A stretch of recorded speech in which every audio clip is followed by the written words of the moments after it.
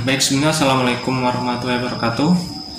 Pertama-tama marilah kita panjatkan puja dan puji syukur atas kehadirat Allah Subhanahu wa Ta'ala, karena atas berkat, rahmat dan karunia kita masih diberi kesehatan sampai sekarang ini. Salawat serta salam tak lupa kita curahkan kepada baginda Nabi Agung Muhammad SAW, karena berkat beliau yang mengantarkan peradaban dari zaman jahiliyah menuju zaman modern saat ini. Yang terhormat Pak Lutfi Maulana sebagai dosen pengampu mata kuliah Metodologi Studi Islam, serta teman-teman yang saya banggakan. Perkenalkan, nama saya Nur Maulana dengan NIM 3420111,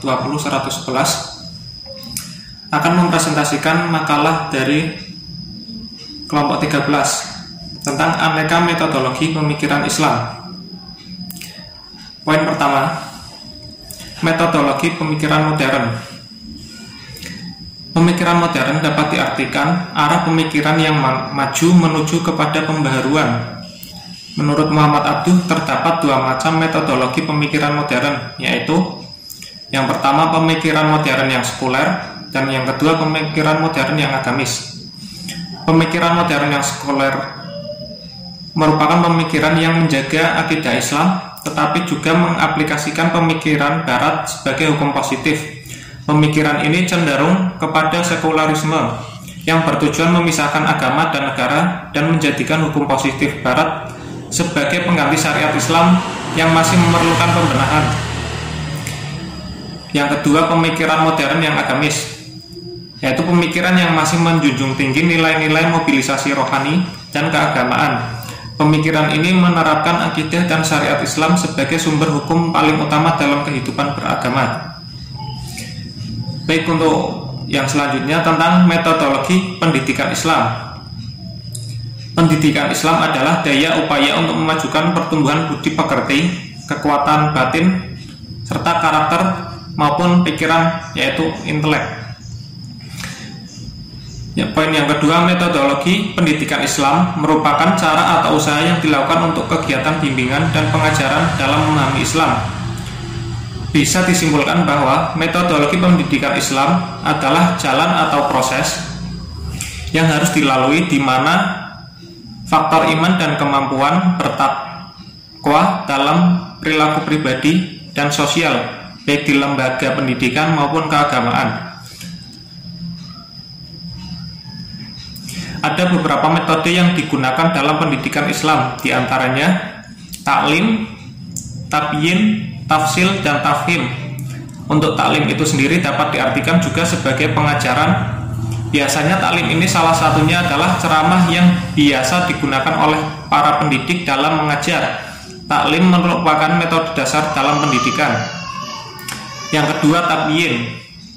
Metode ini biasanya pendidik harus menjelaskan materi atau objek dengan benar supaya materi tersebut benar-benar jelas dan dimengerti oleh orang tersebut. Poin yang ketiga, tafsil. Pendidik harus menjelaskan secara detail tentang persoalan yang dibahas. Penjelasan tersebut tidak dikarang atau dibuat-buat serta mempunyai sumber yang jelas yang menyangkut persoalan tersebut. Metode yang keempat yaitu tafhim. Metode ini digunakan pendidik untuk memberikan kesamaan persepsi mengenai benda, permasalahan, ataupun kasus yang dibicarakan. Nah, untuk materi yang ketiga itu mengenai metodologi tekstual dan kontekstual. Yang pertama, pemahaman tekstual adalah pemahaman yang berorientasi pada teks dalam dirinya. Sedangkan interpretasi tekstual ialah memahami makna dan maksud Al-Quran dan hadis sebagai sumber hukum Islam hanya melalui redaksi lahirnya saja. Oleh karena itu, melalui pendekatan tekstual, wahyu dapat dipahami melalui pendekatan kebahasaan tanpa melihat latar sosio maupun historis kapan dan di mana wahyu itu diturunkan.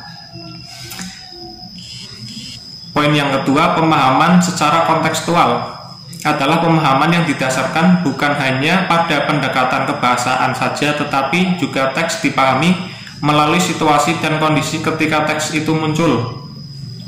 Dari pengertian ini, maka paradigma kontekstual secara umum dapat diartikan sebagai kecenderungan suatu pandangan yang mengacu dalam memahami ayat-ayat Al-Quran sesuai dengan konteks dan aspek sejarah ayat itu.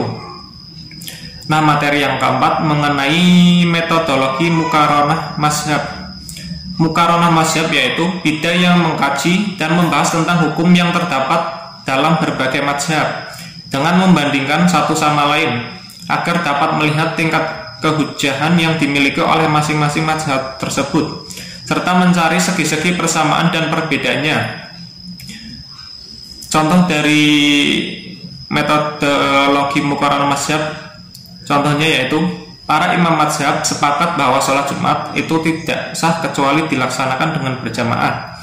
Akan tetapi mereka berselisih pendapat tentang jumlah jamaah yang sah untuk sholat Jumat. Berikut pandangan-pandangan dari mazhab tersebut. Yang pertama, Malikiyah. Mereka berpendapat bahwa batas minimal jumlah jamaah yang sah untuk sholat Jumat adalah 12 orang laki-laki selain imam. Dari yang Hanafiyah, mereka berpendapat bahwa jamaah yang sah untuk sholat Jumat disyaratkan ada 3 orang selain imam, sekalipun mereka tidak menghadiri khutbah Jumat. Dan yang terakhir, Syafi'iyah dan Hambaliyah, mereka berpendapat bahwa jamaah yang sah untuk sholat Jumat jumlahnya 40 orang beserta imamnya. Maka sholat Jumat itu tidak sah dengan jumlah kurang dari itu. Nah, saya akan membacakan kesimpulan dari presentasi hari ini. Dari pembahasan di atas dapat disimpulkan bahwa pemikiran modern dapat diartikan arah pemikiran yang maju menuju kepada pembaharuan.